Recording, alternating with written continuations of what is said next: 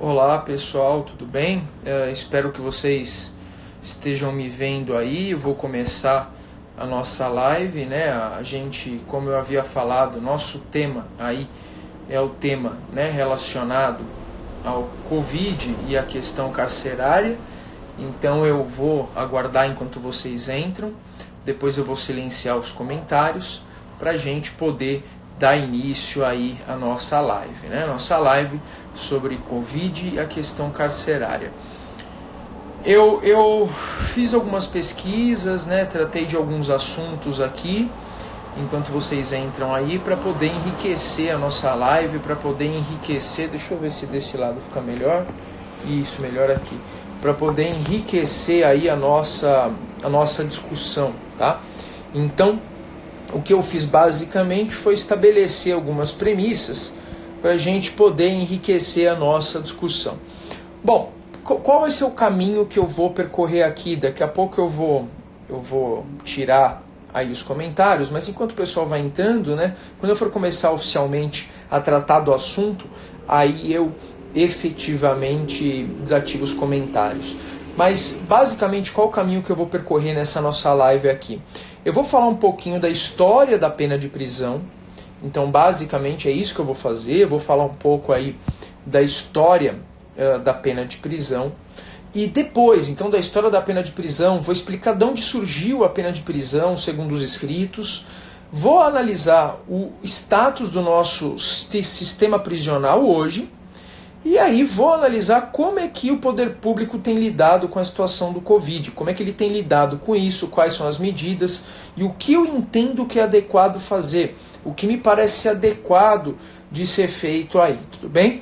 Então é esse o caminho que nós vamos percorrer, mas eu tenho que contextualizar um pouco essa discussão ainda para a gente poder. Eu estou com o material aqui que eu preparei, eu fiz aqui eu busquei alguns materiais diferentes. Então a gente vai dar início. Eu vou desativar aqui Vou desativar aqui os comentários. Pronto. E aí a gente vai começar. Bom, pessoal, nosso tema então, questão carcerária e o Covid.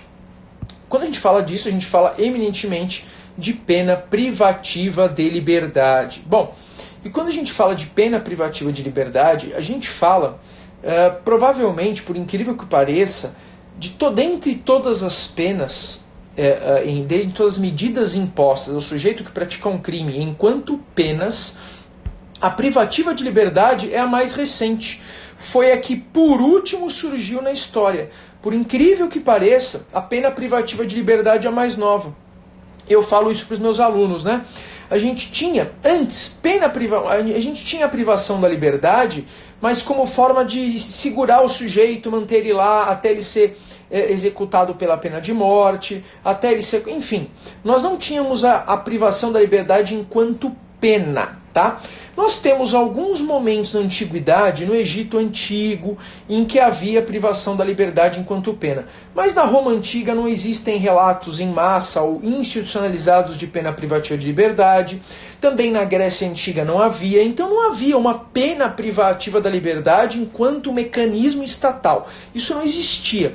Quando é que isso começa a ganhar corpo?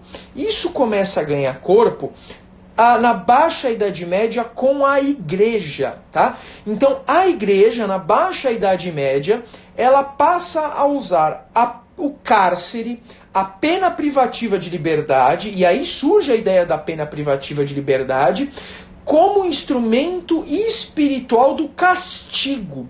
Então a ideia é que o sujeito ele tinha que sofrer, ele precisava sofrer. Daí vem inclusive o vocábulo pena, né? Pena tem a ver com dor, com sofrimento, e a ideia de que ele tinha que sofrer lá na alma para depurar, para se purificar e purgar o pecado, para redimir a culpa. Notem que até hoje, nos inquéritos policiais, se pergunta se o sujeito está arrependido. E quando o sujeito vai para o regime, para a pena privativa de liberdade em regime fechado, ele vai para uma penitenciária. Por quê? Porque ali ele paga penitência. Então vejam que nós temos aqui um viés cristão, não é católico necessariamente, mas é cristão muito forte ligado à pena privativa de liberdade e que acabou interferindo. Para vocês terem uma ideia, no combate à heresia, a pena privativa de liberdade ela foi imposta de maneira maciça. Então, por exemplo, na Inquisição de Toulouse, em mais ou menos 1246, de 192 sentenças condenatórias, 140 impuseram pena de prisão. E em 1300, de 630 decisões de um magistrado chamado Bernardo Rui, 300 impuseram prisão. Então a igreja ela começa a colocar a prisão como instituição mesmo, como pena. E aí ela já dá esses traços e obviamente que isso vai influenciar. Claro que ali era a ideia de pena enquanto castigo, enquanto fazer o sujeito sofrer para que ele se purificasse. Depois, com o advento do capitalismo, com a queda da monarquia, com a queda do feudalismo e da monarquia, e aí é muito interessante, né? Porque aí nós temos a mantença da pena privativa de liberdade, mas qual é o problema? Qual é o foco? Aí a pena privativa de liberdade passa a ser um problema, passa a ser uma pena, nem tanto pelo sofrimento, mas porque ela toma do sujeito algo muito valioso para o sistema capitalista, que é o quê? O tempo. Né? O tempo. Para você o burguês precisava entregar a mercadoria, a fábrica tinha que cumprir uma determinada entrega e ele tinha que fazer isso num tempo específico. Então, tomar o tempo produtivo das pessoas começa a ser uma forma de aplicar uma pena. Então, você toma o tempo produtivo. E aí deixa de ser interessante eliminar o cidadão da sociedade, porque ele é uma força de produção. Ele é uma força que pode ser explorada. Se você pode explorar o sujeito, não é interessante matar o sujeito. Apenas tome o tempo dele. Apenas puna-o, mas não elimine, porque fica caro para o Estado eliminar um cidadão que pode produzir. Tá? Então, é mais interessante eu deixá-lo preso para amaciá-lo, adoçá-lo, como diz Foucault, né? Eu vou tentar adoçar o sujeito, né? Deixar ele mais palpável ou adocicá-lo, né? Deixar ele mais agradável aí, para quê? Para poder permitir depois que esse sujeito seja um melhor instrumento para o sistema. Então essa é a ideia, esse é o mote da pena de prisão. No Brasil, qual que é o ponto? A gente fala aqui do Covid, mas nós esquecemos de um problema, né, pessoal? Quando a gente fala do Covid, a gente fala como se agora tivesse surgido um grande problema no sistema carcerário. E isso não esse tipo de assertiva não faz o menor sentido. Dizer que agora com o Covid surgiu um problema no sistema carcerário. O sistema carcerário, da forma como existe, da forma que é regido desde sempre, já é um problema. Ele já é abandonado. Então, na verdade, o que o Covid faz é dar uma outra dimensão para esse problema. Mas a gente fala como se agora nós tivéssemos chegado numa situação tormentosa para os presos. Não, a situação para os presos já era uma situação de caos, sempre foi uma situação de caos. De modo que agora com o Covid o problema só se potencializa, ganha novos contornos e se torna mais complexo. Mas do jeito que se fala, parece que antes nós vivíamos um sistema carcerário que não tinha problema, e agora com o Covid nós temos um problema para resolver. Não, nós já tínhamos um cenário de caos, tá? O que é importante a gente observar? Um cenário de caos. Nós temos uma crise no sistema carcerário? Veja, será que nós temos uma crise propriamente? Talvez não dê para falar em crise, porque o sistema carcerário nunca funcionou, né? Então você não tem uma crise de algo que já surgiu em crise e permaneceu em crise. Na verdade, isso não é um contexto de crise do sistema carcerário. Isso é um contexto usual do nosso sistema carcerário. Ele sempre foi o caos, ele sempre foi um inferno. Então, falar, nós vamos ter uma crise. Não, nós já estamos numa crise, nós sempre estivemos numa crise no sistema carcerário, tá? De modo que a gente só pode falar em crise, e a Isa Faroni fala muito bem isso, quando a gente tem uma desaceleração aí, né, do descrédito no sistema prisional. Então as pessoas começam a perceber que realmente não funciona a prisão da forma como ela se dá.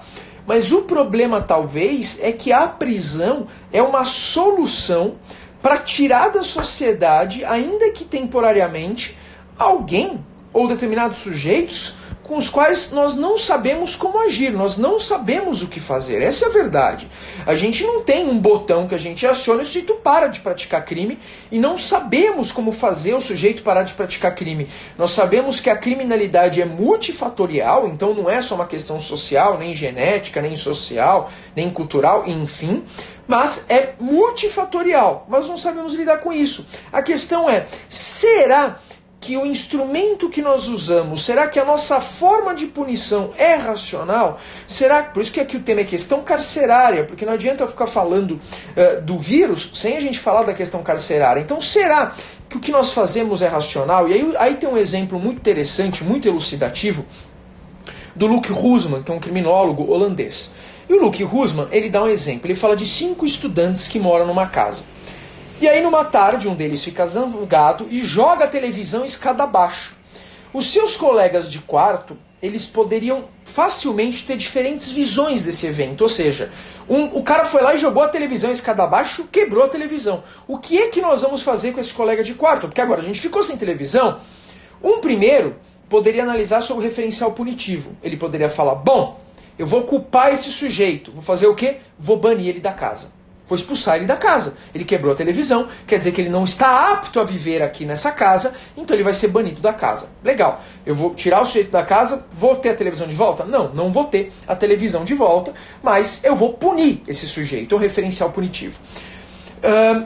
Mas outro pode ter uma visão mais liberal e aplicar um referencial compensatório, dizendo, bom, ele se zangou, ele está errado, mas ele é responsável pela ação dele, então ele vai comprar uma televisão nova e tudo vai ficar bem. Esse é o segundo referencial compensatório, que pressupõe um poder aquisitivo, né? O que já é um problema para nós aqui no Brasil. Tá?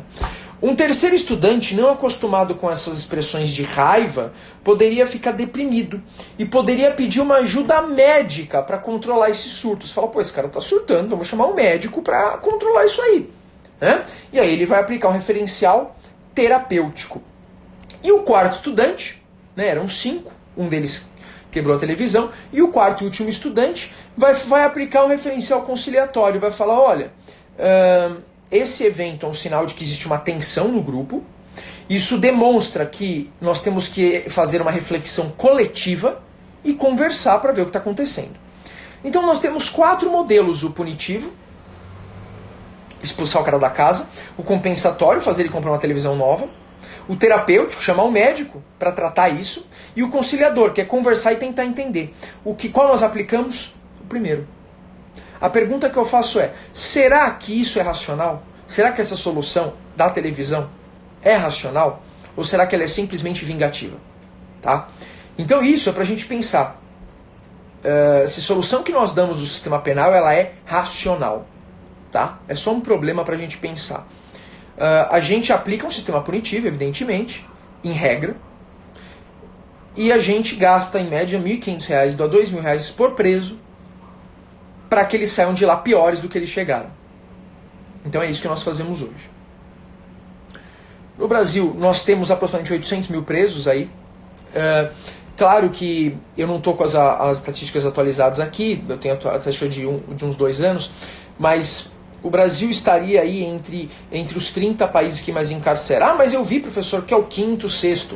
Pessoal, essa análise tem que ser feita a partir por média de 100 mil habitantes. Eu não posso analisar de números absolutos, né? Porque é claro que um país que tem 1 milhão de habitantes tem chance de ter muito menos preso que o Brasil, que tem 200 milhões.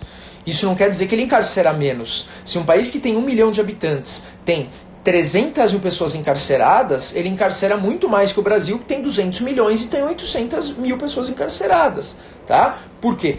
Porque é uma questão de proporção. Então essa conta muitas vezes ela é feita de maneira maldosa em números absolutos. Eu tenho que comparar o número de presos por 100 mil habitantes e não um número absoluto. Então sempre se atentem para isso. Qual que é o ponto? A lei de execução penal, que para a época foi tida como uma legislação muito avançada e muito elogiada, inclusive copiada em vários países, ela é uma lei que estabeleceu diversas diretrizes.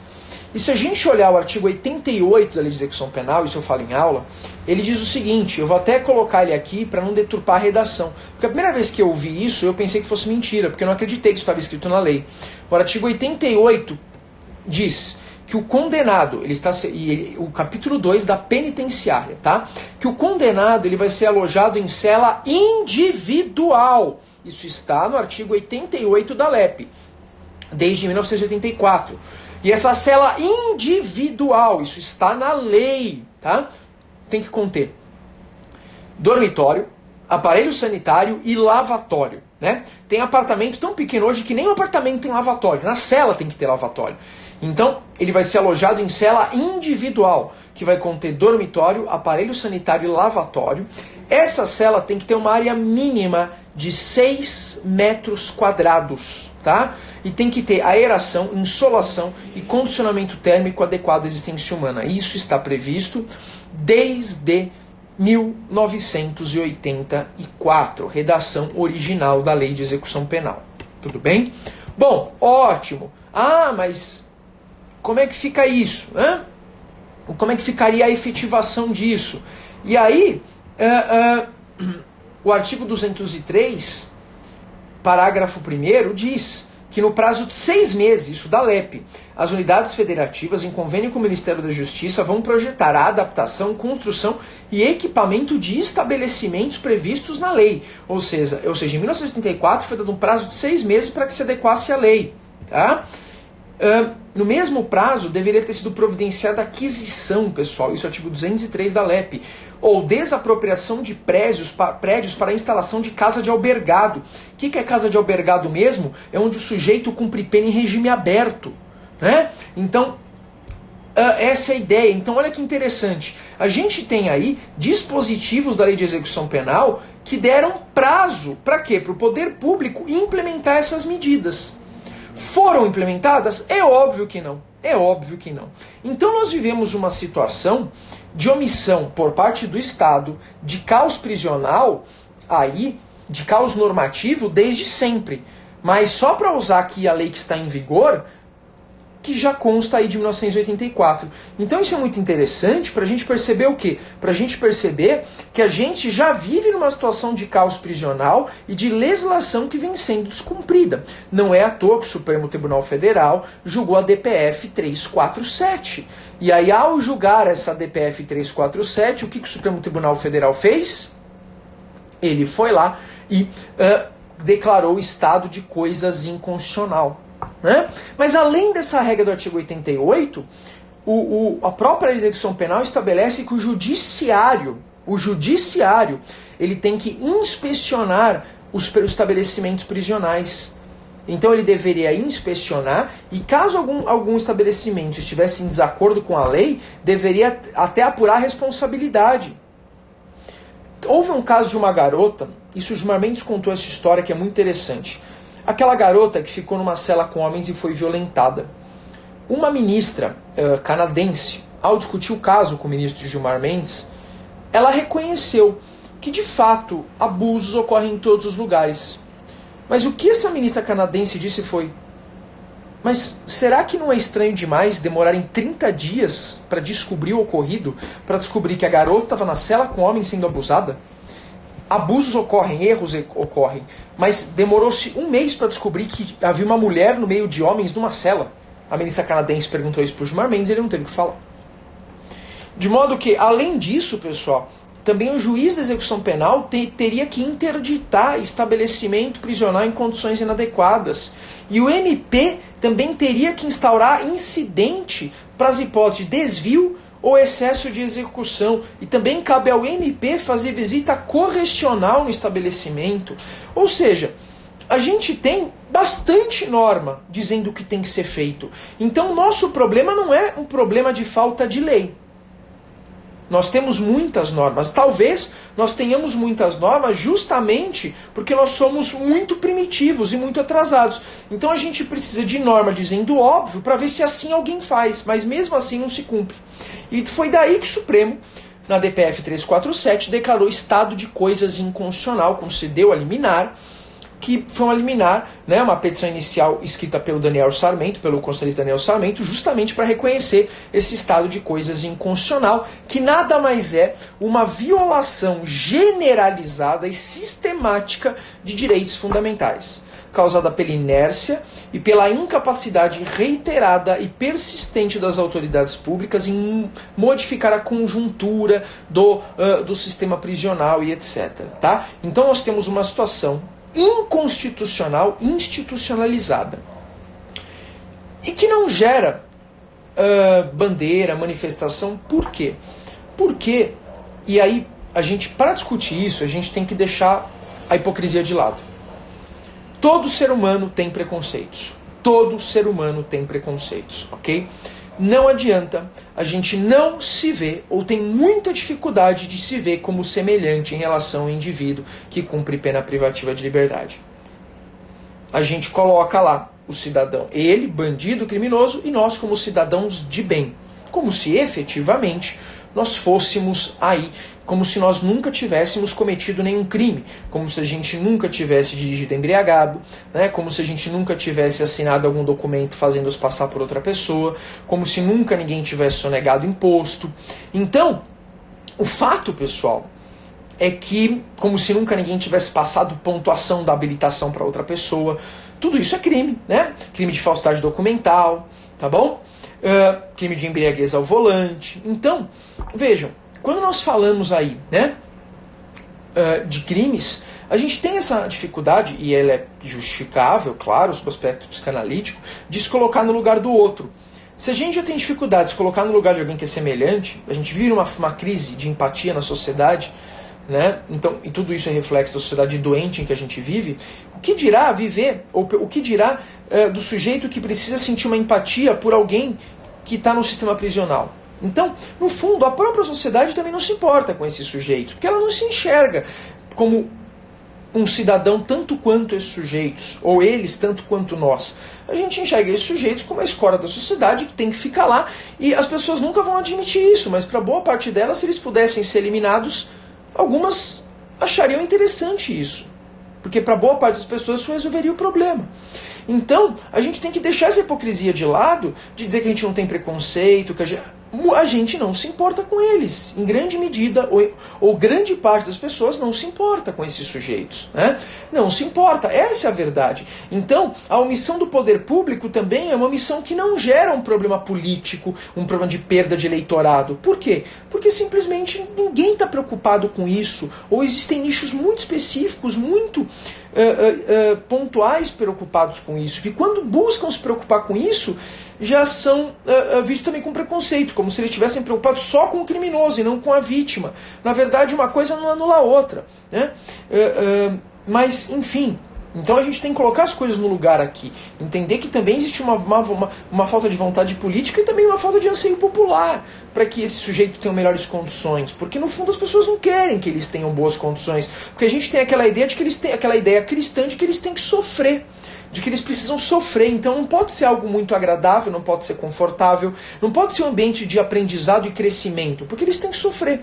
Essa é a ideia que a gente tem, ainda que bastante no nosso interior, e que seja difícil a gente assimilar e admitir isso, mas nós temos essa construção. Isso é humano, né?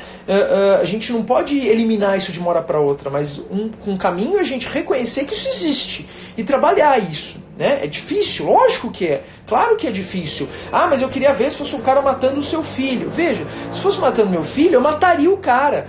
Mas se eu fosse o juiz que fosse julgar, eu não ia poder ser o juiz, porque não ia ser racional, né? Então, porque o juiz tem que ser imparcial, né? Ele não pode ser neutro, mas ele tem que ser imparcial. Então o Estado, o juiz tem que ser imparcial, e por isso que se fosse o filho do juiz morto, o juiz não poderia julgar o caso, ele teria que se dar por impedido. Porque o Estado tem que ser racional. A parte envolvida não tem que ser racional, mas o Estado tem que ser racional, tá? Senão a gente pode acabar numa barbárie. Já estamos num momento de barbárie dissimulada, tá? Então o Estado tem que ser racional. Eu não estou pedindo para você ser racional enquanto pessoa que sente raiva e sentimentos, mas o Estado, na hora de dar uma resposta, ele tem que ser racional, ok? Tá? Então o STF julgou o estado de coisas inconstitucional. Além do que, nós temos altas taxas de reincidência, né?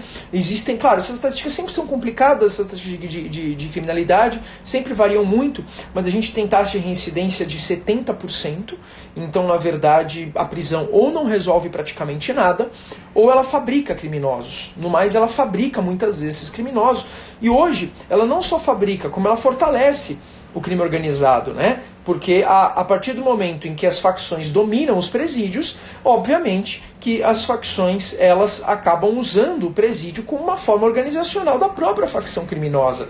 E isso, claro, que tem que ser levado em conta, porque em 84 nós não tínhamos PCC. O PCC surgiu depois do Carandiru, 92 para 93.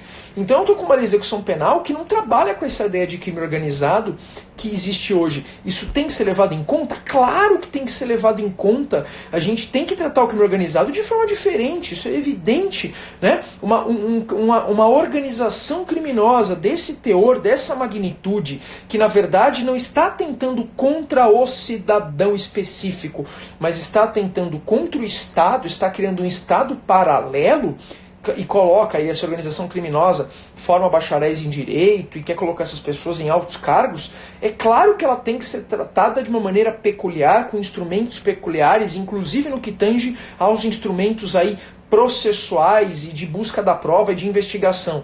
Então, a gente tem que também pensar que a lei de execução penal não trabalha com essa ideia de crime organizado, porque não havia. Já tinha o Comando Vermelho, mas não com a força de hoje, e não existia o primeiro comando da capital em 84, quando a lei foi criada. Tá? Então, a gente tem que pensar que nesse ponto a lei, né, ela ainda... E a lei de crime organizado que a gente tem é recente, é de 2013, mas antes nós tínhamos uma lei que não definia nada, não trazia nada. É uma lei que tem 7 anos e que foi reformada muito agora, então a gente ainda tem dificuldade de lidar com a ideia do crime organizado e principalmente com o crime organizado no sistema carcerário, né? A gente tratou de crime organizado para fins de tipos penais, para fins de colaboração premiada, para fins de métodos de investigação, mas a gente ainda não estabeleceu um regime jurídico interessante para o crime organizado dentro do sistema prisional, que é onde ele se organiza mais ainda, porque ele muitas vezes se organiza corrompendo próprios agentes estatais.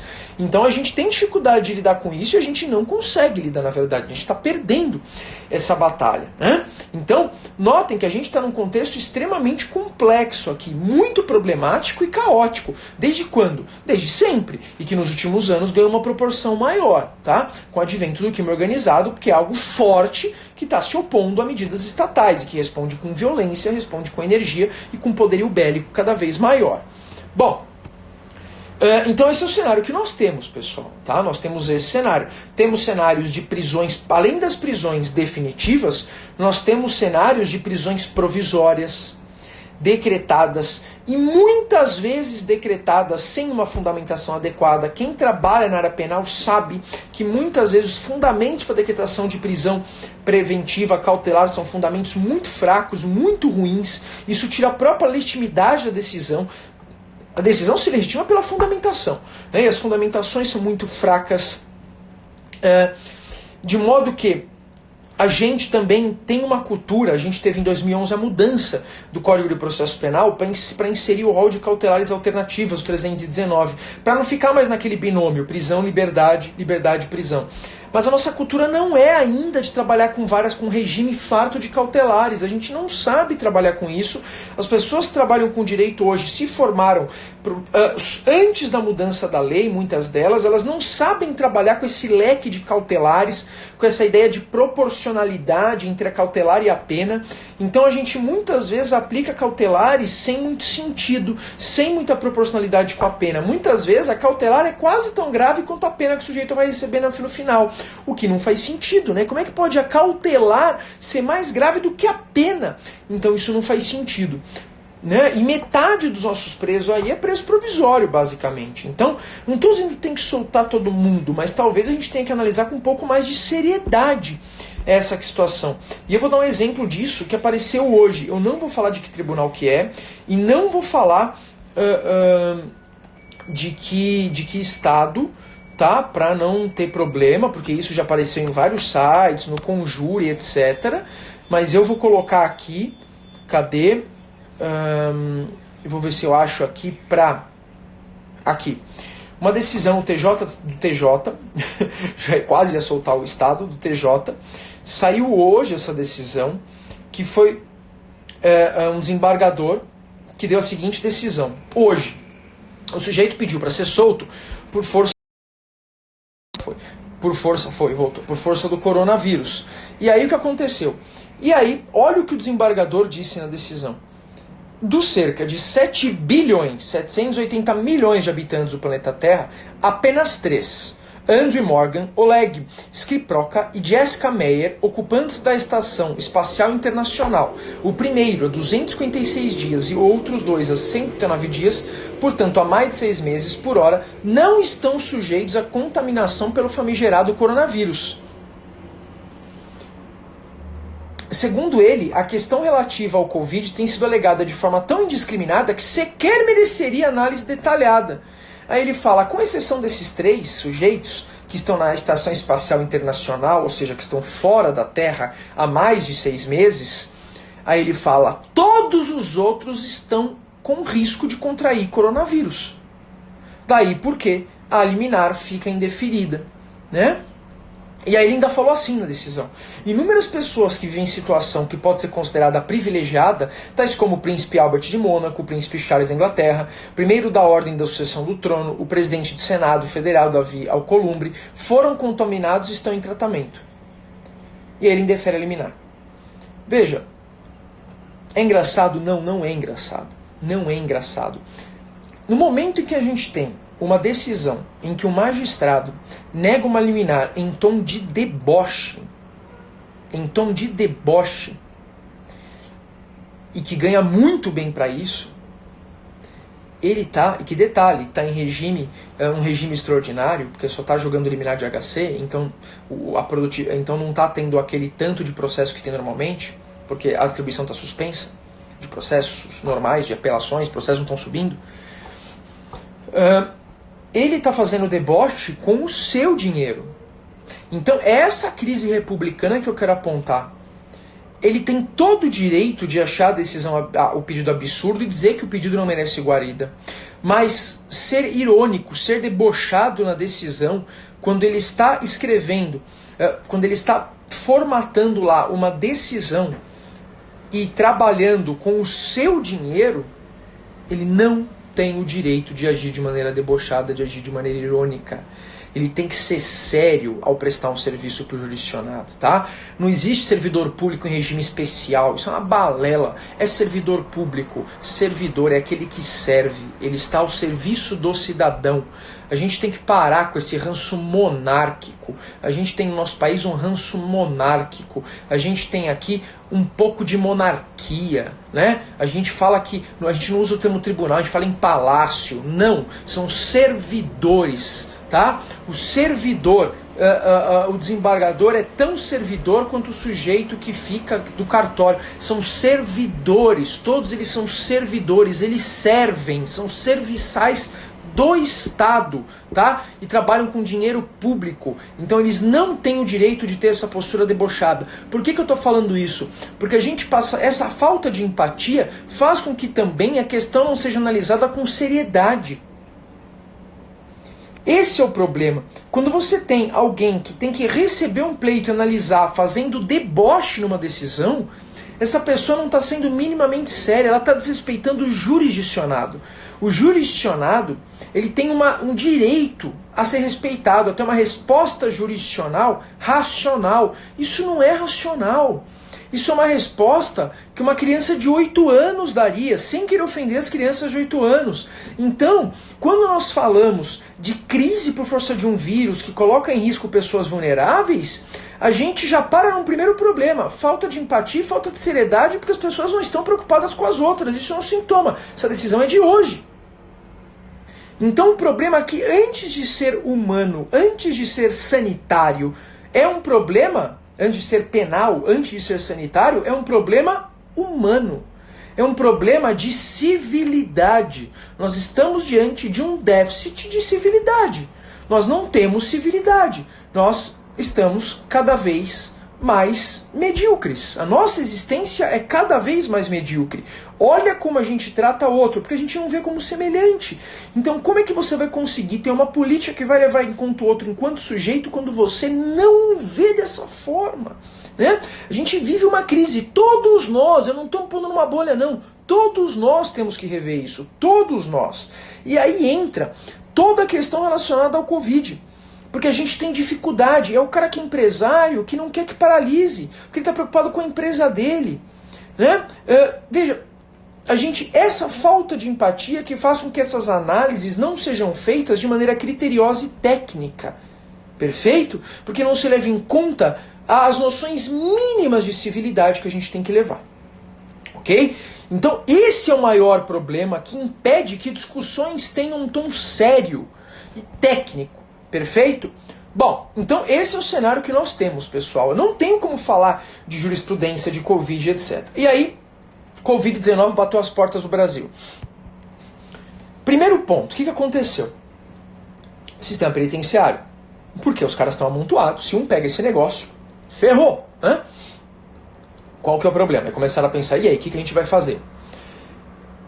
Foi ajuizada uma tutela provisória incidental na DPF 347, que é aquela do estado de coisa inconstitucional, e no começo do voto, já se falou lá, no começo do voto, quando o ministro apreciou essa tutela provisória incidental na DPF 347, que apenas 37% dos estabelecimentos prisionais possuem módulo ou unidade de saúde aparelhados para atendimento básico, ok? Só 37%, ou seja, pouco mais de um terço. Né? Que daria 33%, 33,333, pouco mais de um terço. Aí o que o Marco Aurélio fez na liminar? Que foi ele que analisou a liminar, concedeu a liminar. Ele já fez uma jabuticaba na decisão. Tecnicamente a decisão dele, a meu ver, é lamentável. Ele disse que como se trata de um pleito de terceiro, na verdade quem pediu essa tutela provisória incidental foi terceiro, não foi autor da DPF, foi um terceiro interessado. Ele disse que esse terceiro interessado não poderia ter feito esse pedido, porque não cabe a ele, não cabe ao terceiro interessado ampliar os limites objetivos da ação. Ou seja, ele não pode pedir algo diferente do que o autor pediu, porque ele é um terceiro, ele não é parte. Ele é um terceiro interessado. Ele está atuando a fornecer, ele fornece subsídios, ele enriquece o material para que o tribunal decida melhor, mas ele não pode fazer um pedido que não esteja contido na ação. E aí o que o Marco Aurélio fez? E aí, diante disso, ele negou o pedido de tutela. Na verdade, ele nem conheceu, porque ele falou, o terceiro não pode pedir isso. Aí, bom, se ele negou o pedido de tutela, acabou, ele não teria que analisar. Mas o que ele fez? Ele falou, bom, mas dadas as circunstâncias, o reconhecimento de estado de coisas inconstitucional, foi lá e apreciou a liminar. Então, o que o Marco Aurélio fez, que a meu ver é tenebroso, ele deu uma liminar de ofício. Ué, porque se ele está negando o pedido e está concedendo uma liminar, se ele negou o pedido e deu uma liminar, essa liminar de ofício é como se ele estivesse concedendo um HC de ofício. Só que não foi HC, foi uma liminar numa DPF. Ele deu uma liminar numa DPF de ofício. Ah, não foi de ofício, teve pedido. Sim, mas ele negou o pedido, isso está escrito no voto.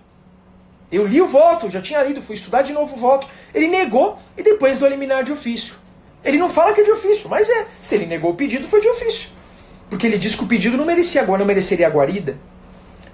Bom, e aí, no dia 17 de março, às 22 horas e 30 minutos, ele deu a liminar. Ele determinou a soltura? Não, ele não determinou. O que ele fez? Ele sugeriu providências. O que, ao meu ver, também é caótico. Como é que o Supremo Tribunal Federal dá sugestões? Espera aí, ele julga ou ele é um órgão consultivo, é um conselheiro? Né? O Marco Aurélio é um ministro, é um juiz de um tribunal ou ele é o Sr. Miyagi? Né? O Jedi? Que porra que é um cara? Ele dá conselho, é isso? Então, olha o caos, né? Olha o caos republicano, todo mundo querendo fazer o que não pode. Então, claro que isso prejudica quem está sob a tutela desse Estado, porque é cada um fazer, é uma lambança atrás da outra. E aí o Marco Aurélio dá sugestões na decisão. Olha, eu sugiro. Cara, você é tribunal, você não tem que sugerir nada, ou você manda ou não tem cabimento. Se não cabia, ele tinha que negar, acabou. Mas ele foi lá e sugeriu várias medidas, domiciliar, progressão antecipada de regime, para que os juízes observassem isso. Detalhe, isso foi no dia 17 de março de 2020. Aí, coincidência ou não, no dia 18 de março, no dia seguinte, foi publicada uma sessão extraordinária no Diário Oficial com uma portaria interministerial entre o Ministério da Saúde, né, e o Ministério da Segurança para disciplinar exatamente isso. No dia seguinte, então olha só, dia 17 o Marco Aurélio dá liminar, pá, falando... Sugiro que faça isso, dando um monte de sugestão, né? Tipo coisa da avó, olha, não sai na rua sem blusa. Foi mais ou menos isso que o Marco Aurélio fez. Ridículo um magistrado se prestar a fazer isso, né? Marco Aurélio, né, a Inhabenta, né, do Chico do sítio do Capão Amarelo, né? Mas enfim.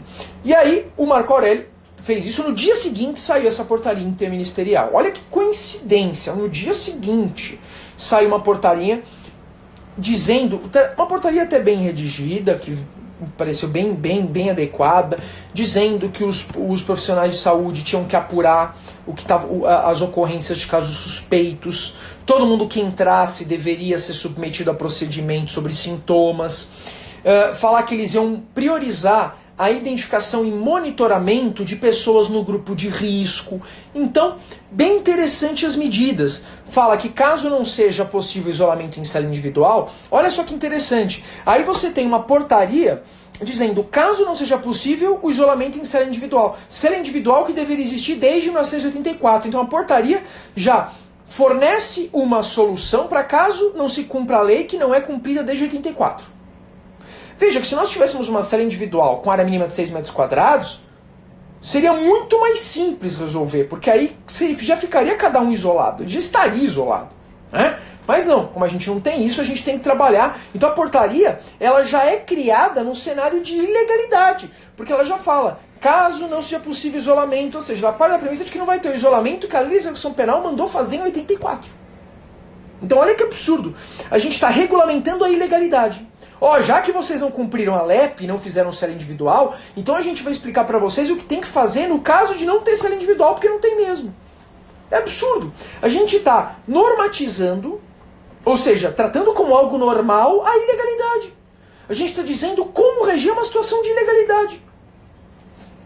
E aí eles falam de disponibilizar meio, disponibilizar água corrente e sabão para os presos, fazer marcação de chão para delimitar a distância de 2 metros entre os custodiados, etc. Veja, a priori essa é a medida mesmo que deveria ter sido adotada. E aí eles tratam aí de várias situações, etc. Tratam dos servidores também, que tem que usar luvas e etc. Enfim, a portaria é bastante interessante, não vou entrar em detalhes aqui. E aí no dia 18, à noite, depois da edição dessa portaria, já havia saído uma recomendação do CNJ, que eu vou falar. No dia 18, veio a decisão do Supremo que derrubou a liminar do Marco Aurélio. E aí, o Supremo fala, já tinha a recomendação 62 do CNJ, e é essa portaria que veio no dia da decisão, regulamentando. Outro ponto, o pedido aí da tutela antecipada, da tutela provisória incidental, ela não está no limite da DPF ajuizada. O terceiro interessado não é parte legítima, isso o próprio Marco Aurélio disse, só que depois ele fez aquela gambiarra. E aí o Alexandre de Moraes falou que, na verdade, o que o Marco Aurélio determinou foi um mutirão para que todos os juízes analisassem as prisões. Aí o Marco Aurélio fala, bom, não foi um mutirão. Foi o quê, então? Uma recomendação? Sim, foi um conselho da tia. Foi a dica da avó. Foi isso que o Marco Aurélio fez, numa decisão judicial. Que não decidiu nada. Falou, sigam isso, tá? Conselho. Ele deu um conselho. E aí, ao discutir quais seriam os critérios a serem analisados pelo juiz, aí o Marco Aurélio disse que ele ia sugerir exatamente o que já estava na recomendação 62 do CNJ. Então, peraí, deixa eu ver se eu entendi. O Marco Aurélio admitiu na sessão do dia 18 que ele deu uma liminar para sugerir que se faça algo que já estava na recomendação.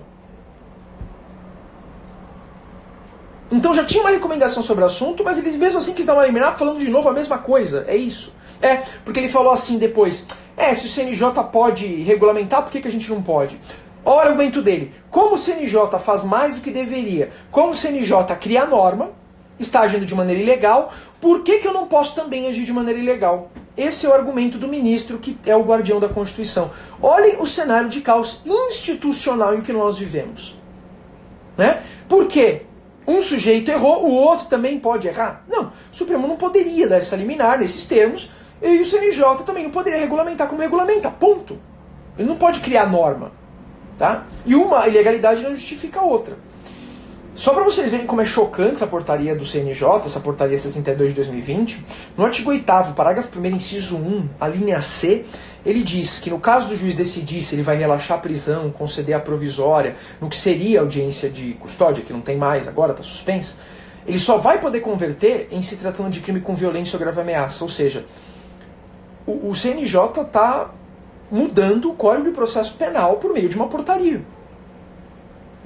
Então você praticamente tem aí Código de Processo Penal, Constituição Federal, portaria do CNJ, na hierarquia de Kelsen, na pirâmide de Kelsen, é isso que a gente tem, né? CPP, Constituição, portaria do CNJ. Então é um cenário teratológico, é um cenário caótico, é um cenário de visível caos institucional. Né? Não estou nem falando da questão executiva, não vou nem entrar nisso, a questão aqui é carcerária. Mas o fato é, a portaria interministerial tem boas medidas. O que eu penso sobre isso, pessoal? Veja, é um cobertor curto, tá? Não tem uma solução ideal. E por que eu gastei um tempo falando do nosso tema carcerário? Para você ver que a gente já vive numa situação de caos. Então, isso só vai piorar a situação de caos. E não vai ser agora que a gente vai resolver o caos do coronavírus, porque a gente já tinha um caos anterior e que agora ganhou mais vigor.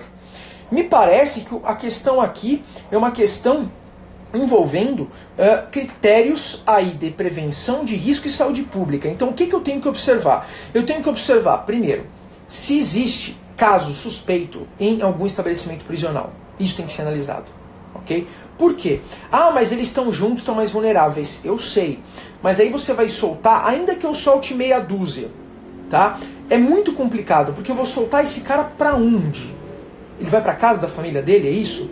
Ele vai pra casa onde moram ele mais 15? Então ele vai sair de uma multidão pra ir pra outra? No que isso vai interferir ou vai ajudar pra diminuir a vulnerabilidade desse sujeito? Então vejam que é uma equação difícil. Eu não estou falando que tem que ficar preso, mas vejam que a questão não é tão simples. Você vai e manda o cara para domiciliar. Ok, ele vai para casa. Lá ele vai ter condições de tomar as cautelas devidas contra o vírus? Lá ele vai ser instruído para tomar as cautelas devidas? Ele tem recursos para tomar as cautelas devidas? Se ele for um sujeito vulnerável, que não pode sair à rua, se é um idoso, um diabético, um sujeito hipertenso, ele não pode sair à rua para comprar comida, ele não pode ficar saindo à rua. Vá ter quem saia por ele. Essa pessoa que sai por ele também está no grupo de risco. Então não é só soltar. Esse sujeito vai para onde? Em que condições ele vai ficar? Porque se eu solto e coloco ele numa casa onde ele é mais vulnerável, eu potencializo a situação. Mas, por outro lado, eu também não posso pegar e deixar eles todos aglomerados no estabelecimento prisional. Então, a ideia é, eu tenho que olhar primeiro se tem relato de caso suspeito na prisão. Eu tenho que trabalhar basicamente, a meu ver, isso é uma questão administrativa, é uma questão de administração penitenciária e sanitária. Eu tenho que trabalhar com 2 protocolos. Um protocolo em caso de não haver nenhum caso suspeito na prisão. Se não há caso suspeito na prisão, faz o que foi feito, que nesse caso foi adequado, não pode ter visita, porque alguém de fora pode levar o vírus para lá. Tem que se tomar muita cautela com o número de funcionários, porque esses funcionários vão entrar e sair, eles podem levar o vírus para dentro da prisão. Então essa, na minha opinião, é a parte mais complicada, porque a ligação dos presos com o mundo exterior, do vírus com o mundo exterior, pode se dar por meio dos funcionários que entram e saem da prisão. Então isso tem que ser muito bem regulamentado. Porque se o vírus não entrou na prisão, ele não vai entrar, a menos que alguém traga de fora. Se as visitas estão suspensas, o agente público que trabalha é o principal fator de risco para levar esse vírus para a prisão. Perfeito? Que ele é quem está saindo da prisão. Ele é quem está saindo da prisão. E também você não vai. Então, você, obviamente, tem que trabalhar com um contingente menor desses funcionários, para você ter mais condições de fazer medida sanitária sem gastar tanto recurso, porque já é uma época difícil para gerir recurso. Então você tem que trabalhar, a meu ver, com 2 protocolos. Nos casos em que na prisão não há nenhum risco sempre há, mas nos casos em que não há nenhum caso de doente na prisão, ou nenhum caso suspeito, você mantém um protocolo ali de tomar cuidado somente com os sujeitos que têm uma saúde mais vulnerável, monitora preferencialmente esses sujeitos, tá? Porque pode ser que algum sadio tenha pegado o vírus e passe para ele, e esse sujeito vai ser sintomático, provavelmente, porque ele é mais vulnerável. Se ninguém tem o vírus, administra a situação. Em casos muito pontuais, libera os sujeitos, desde que se verifique que para onde ele vai ele tem condições de se proteger do vírus, senão não adianta. Se o sujeito vai para uma casa onde ele não vai conseguir se proteger do vírus, você vai soltá-lo para garantir a saúde dele, sendo que ele não vai conseguir fazer isso, ele não tem recurso para isso. Então não faz sentido. A ideia é proteger ele do vírus, não você largar ele para pegar o vírus na rua. Tá? Então esse é um problema. Agora, e nos casos em que há aí uma notificação de doença no estabelecimento, aí sim, aí imediatamente tem que ser tomada uma medida de separação dos sujeitos.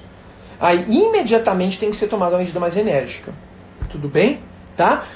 Você vai ter que tentar, na medida do possível, verificar onde está o foco e manter a separação desses sujeitos, não necessariamente soltando de imediato, porque também, nossa, agora um aqui nesse pavilhão pegou o Covid-19, vamos soltar todo mundo? Não, porque aí você não sabe quem está com o vírus, quem não está, você está mandando as pessoas com vírus para outro lugar, está trocando 6 por meia dúzia. Então, você está vendo que tem um grupo que está lá e que alguém contrai o vírus e pode passar para outros, ou um ou outro pode estar com o vírus, faz uma medida de contingenciamento, isola esse grupo dos demais e depois verifica dentro desse grupo quem que tem aí situação de saúde mais vulnerável. E toma as medidas preferenciais e mais enérgicas em relação a esses, porque a maioria vai ficar sintomática ou vai ter sintomas leves. Esses são fáceis de administrar. O problema é a população vulnerável. Só que você não vai sair soltando a população vulnerável do nada também. Porque você não tem nenhuma garantia de que esse sujeito vai lá fora conseguir se tratar melhor. Aí você troca 6 por meia dúzia. Você pega o vírus que está na prisão e coloca ele fora da prisão. Você não vai resolver o problema. Até porque esses sujeitos, de uma hora ou outra, eles vão parar no SUS. Eles vão ser entubados no SUS. Então você não vai resolver o problema. Você tem que evitar o contágio. E como é que você faz isso? Monitora. Não é necessariamente soltando e nem deixando todo mundo preso. Por quê? Pessoal, a prática de crime não retira o direito à saúde. Não é porque o direito praticou um crime que ele tem menos direito à saúde. A prática do crime não faz ninguém menos cidadão do que o outro. Ainda que a gente tenha menos empatia por esses sujeitos. A prática de um crime não torna o indivíduo menos cidadão. Então, não há que se tratar de outra forma que não seja a maneira de salvaguardar o maior número de vidas possível. E achatar aquela curva do contágio para evitar o quanto antes o colapso. O sistema vai entrar em colapso, mas a gente pode ter um colapso menor ou um colapso maior. Então a ideia é contingenciar, reduzir risco para que o número de contágios se distribua ao longo de meses e para que não ocorra de maneira intensa num período curto, porque aí o sistema vai entrar em colapso e o número de mortes vai ser maior. Tudo bem? Tá? E outra coisa, ainda que você não esteja diretamente preocupado com o preso, veja, nesses casos assim, o poder público pode requisitar, isso saiu na lei do coronavírus, requisição de hospitais particulares para tratar do coronavírus. Então nós temos um número limitado de leitos. Ainda que você não esteja preocupado com o preso, quanto mais pessoas doentes, mais leitos ocupados. Isso significa que podem faltar leitos para outras pessoas. E se eu tenho um sujeito de 40 anos que está no leito, e uma pessoa de 85, e a gente não ter leito suficiente, se a gente não achatar essa curva, e achatar a curva implica dizer que tem que reduzir o número de pessoas doentes no geral, não é entre preso e solto, é no geral. A gente corre o risco de fazer o que a Itália fez, de ter que sacrificar pessoas com 80, 90 anos para salvar pessoas de 40. Tá? E essa pessoa de 80 pode ser o seu pai, pode ser o seu avô. Tá bom? Então, na verdade, a gente tem que começar a pensar com civilidade no coletivo, porque em última instância o coletivo sempre nos afeta. Sempre nos afeta. Então, pessoal, eram essas considerações que eu queria fazer. Eu quis contextualizar o problema, porque, não é, como eu disse, não é uma questão simples, e ninguém tem a receita pronta mágica. Pode ver que os professores ficavam falando, né, de qual crime pratica quem faz isso. Eu não vou discutir isso é baboseira. Isso o aluno lê 10 minutos de manual e descobre. Eu não vou vir aqui para discutir obviedade. Isso é simples. Pega lá no Código Penal, usa os crimes lá a partir de 260, crimes contra a saúde pública, lê lá que você descobre quais são os crimes. Isso daí é besteira. Né? E também o que ninguém quer agora é mais crime além dos que já tem, né? E mais gente presa. Olha, crimes novos que nós vamos aplicar, né? Isso aí é patético. Isso sim que é uma questão importante. Não tem uma resposta precisa, mas a gente tem que contextualizar o assunto. Contextualizar sem paixão, sem algo visceral, né? Porque infelizmente a gente está muito nisso. E isso não é saudável aí para nós, tá legal? Eu espero que vocês tenham gostado aí. Agora sim. Peraí, deixa eu tentar aqui, isso. Então pronto, ativei os comentários, só para deixar ativado, né? Mas é isso, eu espero que vocês tenham gostado da live, pessoal, acredito que sim, porque bastante gente acompanhou, né? Eu tentei dar um panorama geral e o que eu falo, eu não sou de dar respostas, a questão é mais tirar vocês da zona de conforto, né?